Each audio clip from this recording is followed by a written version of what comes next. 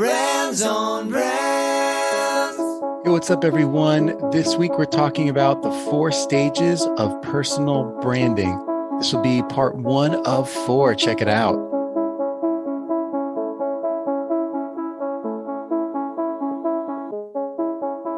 In a world where content is king and your reputation is your brand, how do you build a brand that matters? Welcome to Brands on Brands, a home for those that think different and push their boundaries. This is where branding that matters lives. Now, here is your host, Brandon Birkmeyer. Hey, what's up? Welcome to Brands on Brands. I'm Brandon Birkmeyer, your personal branding coach, and I believe that building a brand that matters is the only way for a business or a person to thrive tomorrow. So I appreciate you guys tuning in. This week, we are diving into the stages of personal branding, how to get from 0 to 100 in 4 simple steps that will take time. But if this is something that is interesting to you, check out today's content. But also, I am enrolling right now, and it will max out at 10 students. I am enrolling students in my one-on-one coaching for 6 months, where I will personally be taking them through these 4 stages to work with you to develop a personal brand for you, for your business that you can monetize today. So hopefully, if that's interesting, guys, check that out. Go to brandsonbrands.com/coach. Set up a call with me. The call is free, and we can see if we're a good fit for each other. Otherwise, let's jump into the show. Brands on Brands. All right. What's up, everybody? Today, we are talking about the personal branding phases, the phases of personal branding or stages of personal branding. The first stage, stage 1, which we'll dive into today, is identity. Stage 2 is introductions. Stage 3 is offers, and stage 4 is voice. And with each of these, we'll be talking about how you build your message, the things you say at each of these stages in your in-person and offline interactions. And also, how do you get attention for you, your personal brand, and your business? At each stage, it is different. And I'm excited about these episodes because, to be honest, one of the first questions I get all the time is, where do I start? Marketing is intimidating. It's a fair question. There is so many choices.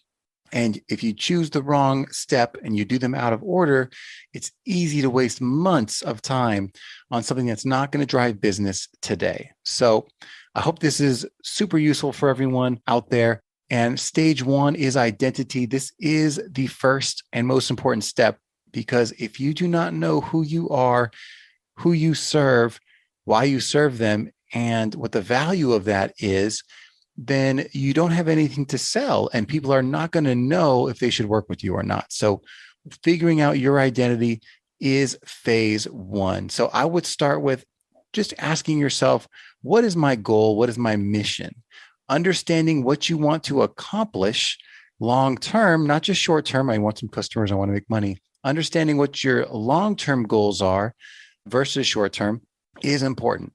And that long-term goal, long-term mission should align with your core values. It should align with what makes you want to help people, what makes you for them. And it is what differentiates you a lot of the time as well. Your personal reason for being passionate about a project and passionate about helping people is a differentiator that sets you apart. So dive into that and try to understand and write out, like, this is my mission. This is what I see, my grandiose vision for the future. If everything was perfect, this is what would happen, right? Second, dive into your vision of what that would look like if you achieved your mission, and paint those pictures of, these are the kinds of people I want to help. This is what I want to help them accomplish. And this is how I believe we can get there. And within that, you can start to realize and write out what is the third piece of your identity, which is your value proposition, right? Value proposition, simply put, is what you offer, why it is important and necessary, and how you position it as different than the other things out there in the market, right? So understanding, I help people accomplish this, and what the value of that result is number one. So if you are a fitness coach, understanding that your offer is to help them lose 20 pounds is number one, but understanding what the value of that is, losing 20 pounds and keeping it off, and the value of that being that you will live a healthier lifestyle that you can maintain for the rest of your life so you never gain them back. Like as you tap into those special things, and then the reason that works is because of my special process that I've created, and I know it works because XYZ, you start to get into why they would choose you in the first place. They want something effective. They want something that is for them, that works in the way that they would naturally want to work. So identifying all that at the beginning is part of your identity, is part of the process, the first phase that you need to map out, so that when you might be talking to your friends or the people you are meeting on a daily basis, you can at least explain what you do, why you do it, and maybe get some of your first customers simply based on your conversations, right? Now, we'll talk about how to introduce yourself on the next show and how to take all that information and put it into an introduction. But starting with you mapping it out yourself is number one. So map out your mission, map out their vision for your business, and then what the value is of the thing that you want to help people with. Start there as your simple identity, right? Just in as simple of words as possible. Like, don't try to overinflate the words you use, like just in layman's terms, so someone would understand. I help people lose weight. Okay, cool. I get that, right? You have to keep it very basic. People aren't scientific. So get that part identified very quickly. That's the message phase, right? The attention side of this, when you figure those things out, well, where does that live that's going to help you get attention? Well, there are 4 phases for attention as well. And the 4 phases that I will go through with you over the next 3 or 4 podcasts is, I map them out as this, right? The first phase is 1 to 0, which is you creating things that you're the one, and you are creating them. At the beginning, it will reach 0 people. Like you create a website and no one is there to look at it yet, right? You are creating assets, but no one is looking at it yet. So that's 1 to 0 messaging. There's 1-to-1 messaging, which is phase 2, which we'll talk about on the next podcast. 1-to-1 messaging is you having direct communication with someone and how that works, whether it's in a networking setting or something else, right? Direct communication. The next is 1-to-few, which would be phase 3, and that's you connecting with a small group of people. And then 1-to-many is the last phase, and that is how do you scale attention, right? So the one we're talking about today is 1-to-0, and this connects with the identity information, right? Because first you need to figure out who you are and how you tell people who you are and why you're doing this in the first place. And then when you're creating your 1-to-0 attention plan, you need to figure out where you're going to put those messages that you just created. So the first is your website. Every time you meet someone in person, especially when you're starting out, you are the person who's out there getting attention for your business, right? The social media and everything else, none of it works unless you are taking action. And when someone finally is suddenly curious about the thing you told them about, they need to go somewhere to learn more. And your website is going to be step 1. Okay. So the website doesn't need to be crazy blown out to begin with. It just at least has to explain to people what you do. And if we work together, I'll help you figure out what to build and how to build it and what to say on the different pages and what to put in the different sections. But when you're starting out, the point is to keep it simple so that it gets done, because you could easily spend 6 months and $5,000 to $10,000 building a website that 0 people are visiting, right? So your goal is to get it up quickly, not spend that kind of money, but build it in a way that is effective enough that people understand what your identity is, and potentially you can collect their information, right? And that's with the simple request, which is, enter your email here. And you can give them a freebie for that, or you can, entice them in some other way. But your website is where you explain simply what you are, how you help people. And the people you meet in person go to that and they Google you and they find this website and say, oh, okay, this is who that person is. It's a validation point when you're just getting started. So that's the first phase, website. And then the other media channel within the 1-to-0 attention category is your email list. Okay. So these are the 2 things you focus on when you're building attention, when you are day 1 entrepreneur looking to build your brand and your reputation, is you get a quick website up and you create the channel you need to develop an email list. So what does that mean? It means every time you meet someone or every time you offer to help someone, there should be an opportunity for them to give you an email for you to send them that help, right?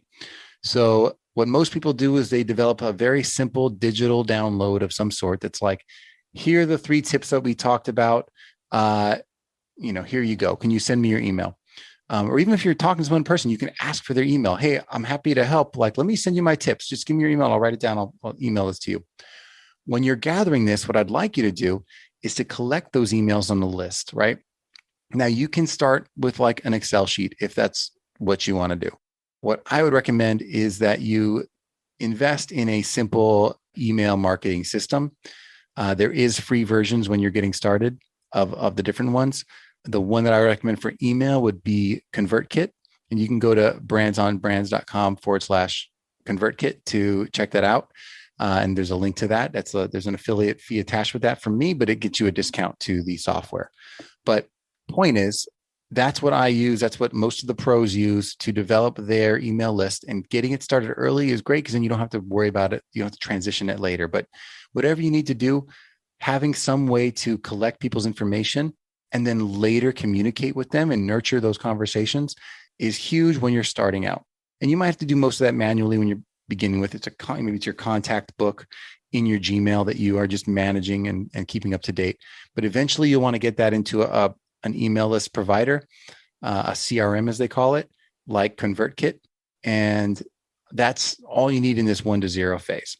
The website, if you guys do not have a website yet, try your best to get out there and get your domain bought so that you know what you're going to call yourself and see if the name of what you want to call yourself is available. If it's your name, that's great. Those are unique. If it's a clever name that really relates to your industry, your business, that's great too. You can choose one of those. Again, I'm happy to help with these things if you're in my coaching program to help figure out the naming of these things.